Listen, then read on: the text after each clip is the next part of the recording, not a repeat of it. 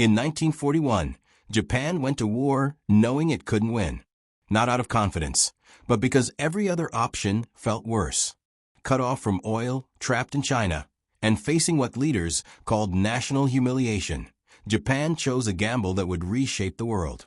At the center of that gamble was a plan built on speed, shock, and a dangerous belief that the United States would break under pressure.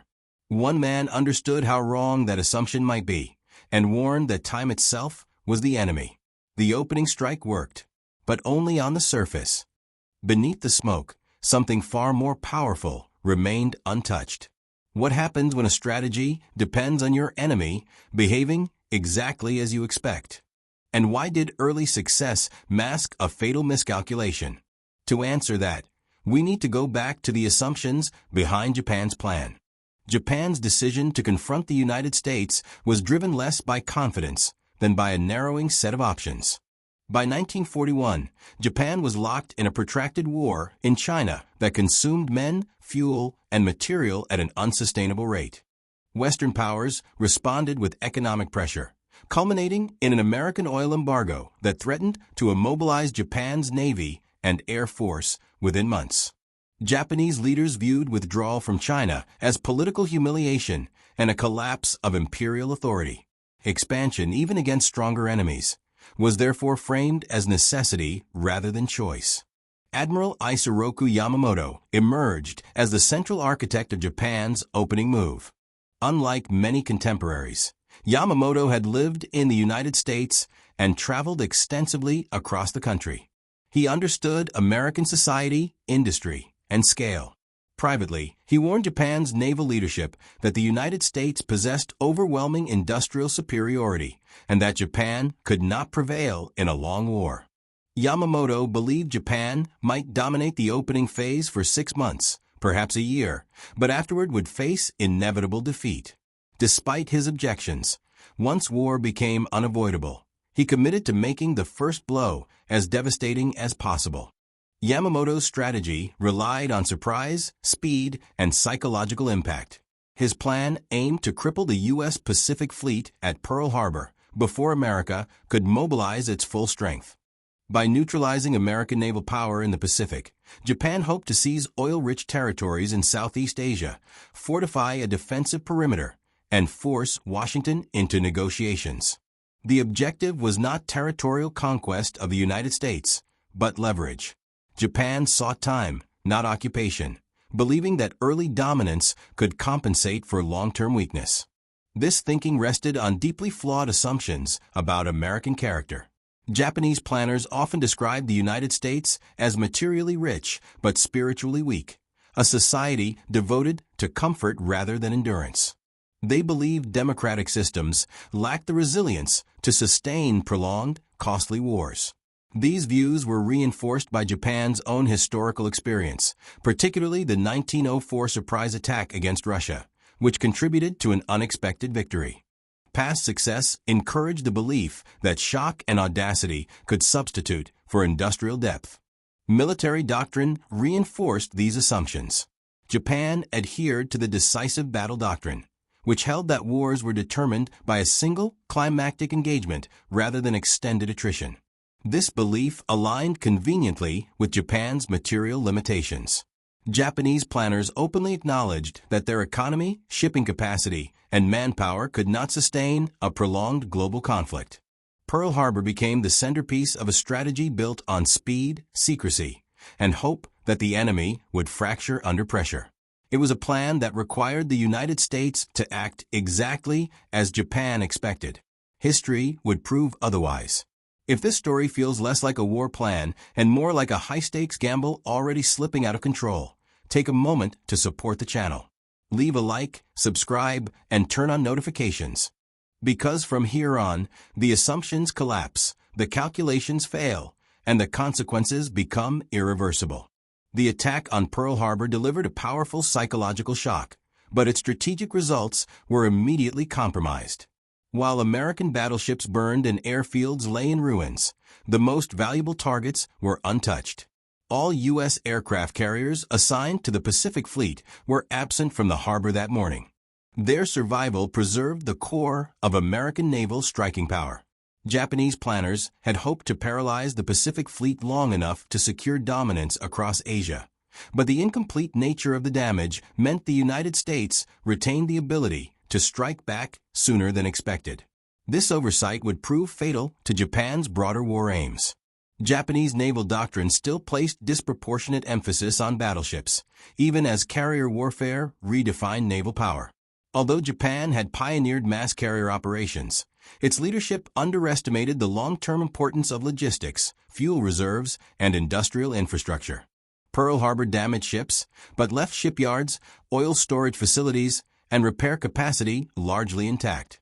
American engineers quickly salvaged and repaired damaged vessels, restoring much of the fleet. What Japan perceived as crippling destruction turned out to be a temporary setback. The industrial foundations of American power remained untouched, allowing rapid recovery and accelerated expansion. 6 months later, the illusion of Japanese naval superiority collapsed at the Battle of Midway. Using intelligence advantages and carrier-based air power, American forces sank 4 Japanese aircraft carriers, all veterans of the Pearl Harbor strike. These losses devastated Japan's naval aviation arm. More damaging than the ships themselves was the loss of highly trained pilots and experienced crews. Japan's training system could not replace such personnel quickly. From Midway onward, Japan fought with declining skill and shrinking margins, while American carrier forces grew in size and effectiveness. Beyond individual battles, Japan's deeper miscalculations emerged in the realm of industrial capacity. Japanese planners had attempted to estimate American production, but their assumptions failed to capture scale and flexibility. In 1943, Japan estimated American merchant ship construction at 5 million tons. Actual U.S. output exceeded 19 million tons. Shipyards operated continuously, supported by abundant raw materials and labor. Every Japanese ship sunk represented a permanent loss. American losses, by contrast, were absorbed and replaced at unprecedented speed. Industrial imbalance transformed tactical victories into strategic irrelevance. Manpower projections followed the same flawed logic. Japan estimated that by late 1943 the U.S. Navy would field approximately 296,000 enlisted personnel. In reality, American naval strength surpassed 2 million enlisted men, supported by hundreds of thousands of officers and trainees. This massive human infrastructure sustained logistics, repairs, training, and global operations simultaneously. Japanese planners counted ships and aircraft with precision, but failed to understand the organizational systems behind them. Quantity, quality, and coordination combined to overwhelm Japan's more limited and rigid military structure. Operational failures across the Pacific reinforced this realization. At Guadalcanal, Japanese commanders dismissed American landings as minor reconnaissance actions. Instead, they encountered a sustained campaign supported by superior logistics and air power. Similar miscalculations occurred at Milne Bay, New Guinea, and throughout the Solomon Islands. Japanese intelligence repeatedly underestimated Allied troop numbers, engineering capabilities, and supply systems. These failures were not isolated mistakes, but systemic blindness rooted in Japan's inability to imagine capacities it did not possess itself. Each defeat further eroded Japan's strategic position. By 1942, senior Japanese leaders privately accepted an unavoidable conclusion. Invading the continental United States was impossible. Japan lacked the shipping capacity to transport invasion forces, the air superiority to protect them, and the fuel reserves to sustain operations across the Pacific. Even reaching American shores would have required resources Japan never possessed. The Pacific Ocean, once seen as a defensive buffer, became an insurmountable obstacle dominated increasingly by American naval and air power. The war's objectives quietly shifted from victory to survival. Japan's strategy evolved into an effort to delay defeat by imposing maximum casualties. Leaders hoped that prolonged resistance would exhaust American will and create conditions for negotiation. This approach depended on assumptions about democratic fragility and public tolerance for loss. Pearl Harbor, however, had already eliminated that possibility. Instead of discouraging American involvement, the attack unified the population, erased isolationist sentiment, and unleashed unprecedented mobilization. American industry, manpower, and morale expanded together, fueled by a sense of righteous retaliation rather than hesitation. As American bombing campaigns intensified, Japan's internal crisis deepened. Cities burned under conventional air raids, supply lines collapsed, and food shortages spread across the home islands. Despite mounting devastation, Japanese leaders hesitated, primarily seeking to preserve the imperial institution. The unconditional surrender principle reinforced fears that national identity would be destroyed. Strategic reality left few alternatives. Military resistance no longer served operational goals, but symbolic defiance.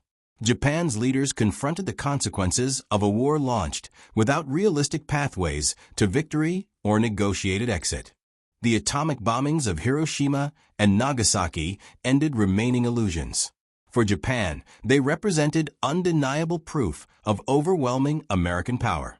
For many in Asia, particularly in Korea, the bombings symbolized liberation from Japanese colonial rule, even as they inflicted immense suffering on civilians, including forced Korean laborers present in those cities. The decision to surrender reflected recognition, not surprise. Japan had entered the war knowing long-term victory was impossible. Now faced with annihilation, its leaders finally acted on that knowledge. After surrender, Japanese leaders privately admitted the strategic error that had defined the war. They had initiated conflict knowing their industrial base, manpower, and logistics could not sustain prolonged fighting against the United States. The belief that spirit could offset material imbalance collapsed under empirical reality. Pearl Harbor, intended to shock America into negotiation, instead guaranteed total mobilization and retaliation. Post-war reflections acknowledge that decisive battle doctrine failed against an enemy prepared for attrition. The admission was implicit rather than rhetorical, expressed through acceptance of unconditional defeat and cooperation with occupation authorities tasked with dismantling militarism and preventing future aggression. The American occupation formalized this recognition and reshaped Japan's political identity. Under General Douglas MacArthur, reforms preserved the emperor symbolically while stripping militarist power from the state. Unlike Germany, Japan was not partitioned, reflecting American confidence and strategic interest in stability. Economic reconstruction, constitutional pacifism, and security alignment followed. This outcome validated the earlier Japanese realization that invasion of America had been impossible. Survival now depended on accommodation. The occupation embedded lessons about industrial warfare, alliance structures, and deterrence, influencing Japan's post-war restraint and reliance on American protection within a transformed regional order defined by Cold War pressures and commitments. Geopolitically, the consequences extended across Asia and into the present. The United States emerged as the dominant Pacific power, maintaining forces in Japan, Korea, Guam, and beyond. Conflicts during the Cold War flowed from this new balance. Japan's ultimate admission was therefore strategic, not verbal. Surrender acknowledged that the nation had confronted an enemy protected by oceans, industry, and scale. Yamamoto's warning proved accurate. The war ended with a lesson written in outcomes. Some adversaries cannot be coerced quickly, and misjudging them invites irreversible defeat. History records this reckoning as cautionary guidance for future strategists worldwide confronting industrial superpowers humbly. Before you go, look at what this war meant for the men who fought it. In the Pacific, Christmas wasn't lights or music. It was rain-soaked jungles, cold rations eaten in silence, letters read by flashlight, and rifles resting beside half-dug foxholes. Some Marines marked the day with a shared cigarette. Others with a can of turkey saved for weeks. Many spent Christmas under artillery fire, not knowing if they'd still be alive by morning. If you want to see what Christmas looked like when survival mattered more than celebration, watch the video appearing on your screen now.